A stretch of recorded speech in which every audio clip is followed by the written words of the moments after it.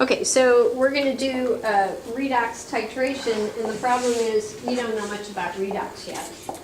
A titration is a titration is a titration. A lot of times you do them with acids and bases, but the main point of a titration is using something, one solution that you know, to determine what you don't know. So tomorrow, what you're going to be doing is using a potassium permanganate solution. Potassium permanganate is ionizable in water. So we're going to be looking at the manganate ion, permanganate ion of known concentration in the burette. What you're going to have in the Erlenmeyer flask will be a solid iron specimen. Like, no, it's iron salt. It's not a piece of iron. An iron salt. And you're going to put it in a acid solution. So the solvent is going to be acid.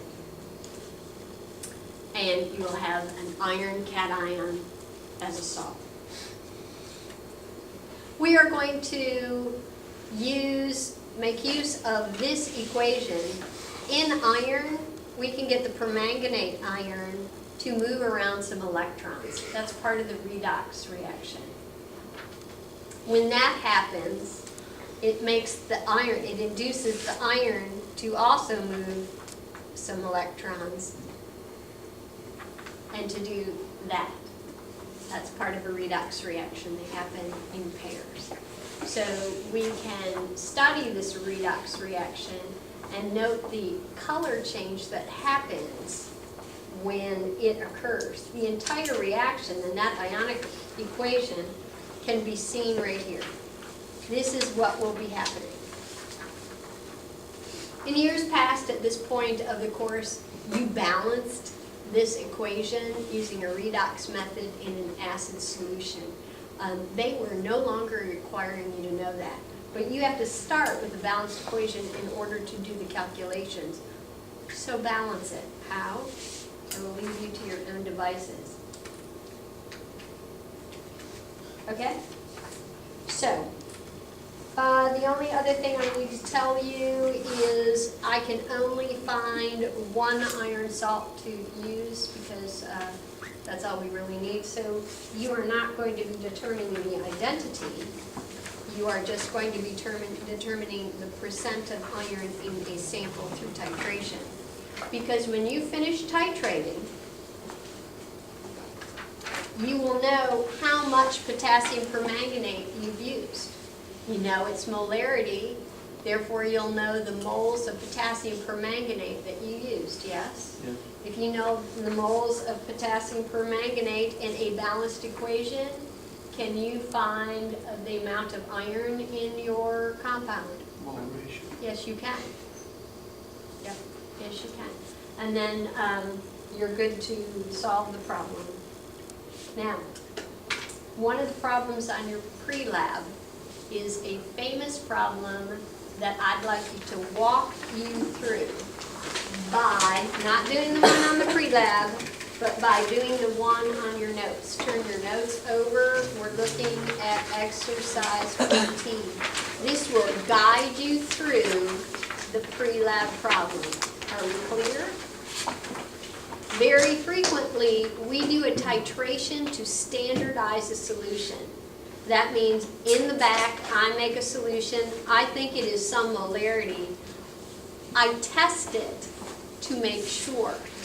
And I test it with something that I know absolutely the molarity of, and I check its concentration. Got it?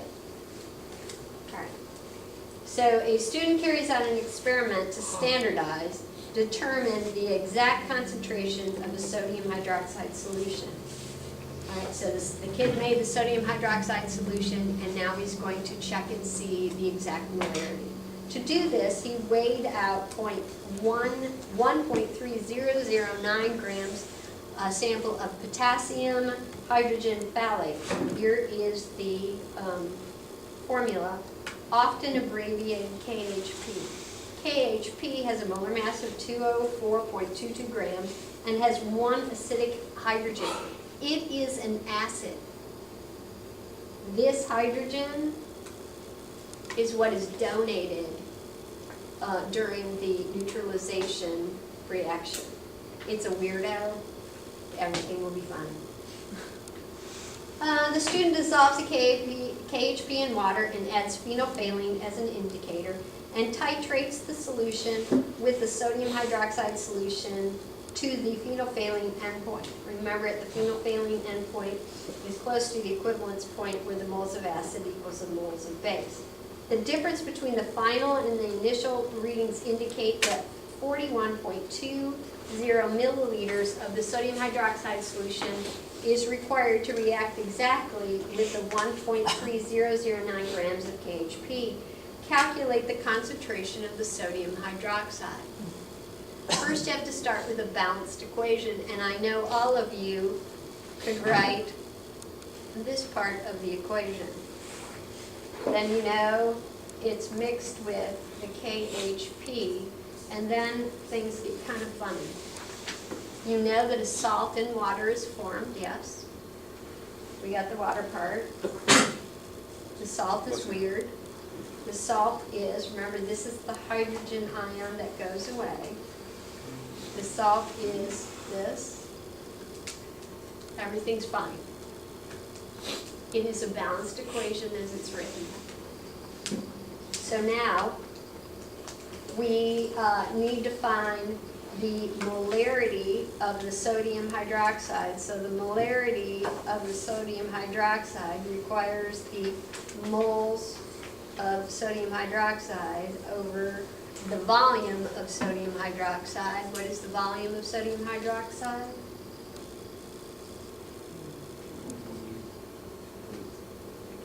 .04120 liters. So I think the only thing stopping us now is figuring out the moles of sodium hydroxide. To figure out the moles of sodium hydroxide, you can use a simple stoichiometry problem. You would like to know the moles of sodium hydroxide, and you know the number of grams of the KHP. The first step in our stoic problem is to get us to a mole with our first known, so then we can switch around in the equation to another species in the equation. They gave us the molar mass of the KHP. 1 mole of KHP has a molar mass of 204.22 grams. This unit is gone. I can now use the molar ratio between KHP and NaOH to switch to NaOH. I see that 1 mole of KHP is equal to 1 mole of NaOH. This unit has canceled. I am down to moles of NaOH, and I want to know moles of NaOH. I should stop this problem. I'm done.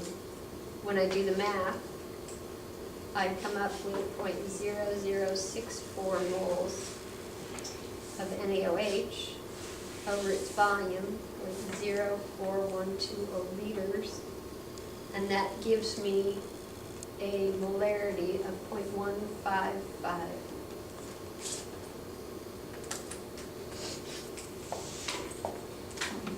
All right, ladies and gentlemen, that is it for today.